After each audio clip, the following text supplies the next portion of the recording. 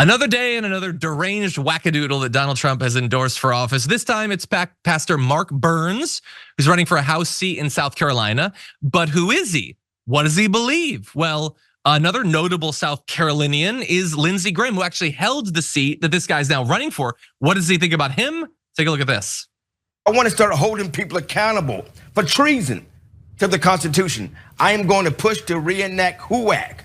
HUAC is the House of Un-American Activities Committee. It was a real committee that was formulated back in the 50s, and it's a committee that we should reenact that starts holding these people accountable for treason. Lindsey Graham should be held accountable for treason for supporting Joe Biden's gun-grabbing Second Amendment law that he's trying to push forward. Lindsey Graham, my opponent's mentor, just stated that I am supporting all initiatives that Joe Biden has put forward with gun control, and he is pushing for others, Democrats, to push it to a vote. Mitch McConnell just stated to urge other Republican senators to support Lindsey Graham to come after our guns, to confiscate our guns. That should be held for treason, not just be voting people. No, we need to hold people for treason, start having some public hearings, and start executing people who are found guilty for their treasonous acts against the Constitution of the United States of America, just like they did back in 1776. Wow, that really accelerated at the end. I thought it was crazy. Oh, okay. So when he was throwing around the term treason, I was like, I know what he's doing here. It's a dog whistle to the Republicans where they're like, it's treason. Do we get to kill someone? Before we continue with the story, we depend on members to keep on going. Don't wait. Click join now on YouTube. And he decided that the nuance might go over their heads. No, we're gonna have public hearings and then we're gonna be executing people. He just did a rant against Lindsey Graham and then turned to executing people. I don't know, I can do arithmetic. I think he's talking about executing Lindsey Graham for putting out a statement where he said he supports all of Joe Biden's gun measures. I am not even going to Google that. There is no way in hell Lindsey Graham put out a message like that. Maybe he supported one regulation or something, but the idea that Lindsey Graham is in favor of gun confiscation is below the level of even YouTube conversation about politics. We have more, but Sabrina, what do you think about that?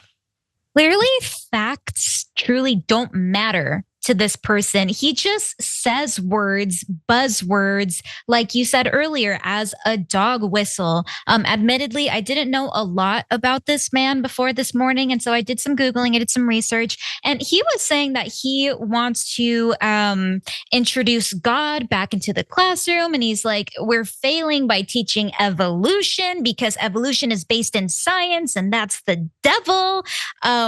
So this guy clearly does not care about true facts, but I don't know how much his listeners really care. So kind of spooky that he got the Trump endorsement. Oh, I don't know why you're so casually casting off the possibility that Satan is behind a lot of this. I have noticed in my life that Satan gets behind a lot of stuff. Pretty much anything that I don't like, it turns out that Satan's doing it. That's just the way that it lines up. But anyway, let's go briefly to another appearance. And then I'm gonna tell you about this guy's personal history, because there's some George Santosian sort of elements to this, which we'll get to. But first, here he is at Diamond's funeral. And even now, she's looking down, and I believe without a shadow of a doubt, Diamond is talking to Jesus, and she is saying, Jesus, please make sure that Donald J. Trump is the next president of the United States of America. That's her funeral. Like, can it just be about her? Does it have to be about Trump? She died. She was a full-grown woman with a whole life and dreams and aspirations and family members and friends, and you're making it about Trump. There's a lot of rallies about Trump. Can you just hold off for one of those and have this one be about Diamond? Although in his defense, if there is a heaven, if she's there, she probably is thinking about Donald Trump up there. She's probably doing a show in heaven about Donald Trump. In any event, I want to turn now to this guy because he's made some claims about his past. You know, he wants to show that he has a good background. So you should probably know that he has a Bachelor of Science degree and he served 6 years in the Army Reserve. So college man and the Army, so that's good. It's not true. Neither of it is true. He was never in the Army Reserve. He was in the South Carolina National Guard, from which he was discharged in 2008. Why that wasn't good enough for your resume, I'll never know. That's serving your country. Why not just say the true one rather than lying about it? Also, the bachelor's degree, not true either. North Greenville University told CNN he only attended the university for 1 semester. He did not finish his degree. You went to college, you didn't get a bachelor's.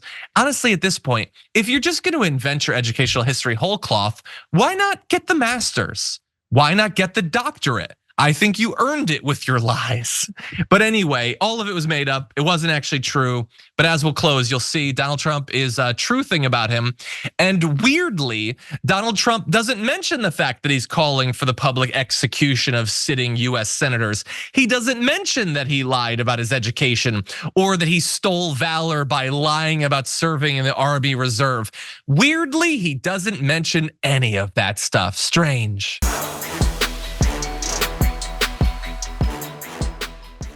Check out the Damage Report podcast each day, wherever you get your podcasts, whether Pocket Casts or Stitcher or iTunes. You can join me as I give you the news and stories you want, with a range of co-hosts and interview guests jumping in on the fun each day.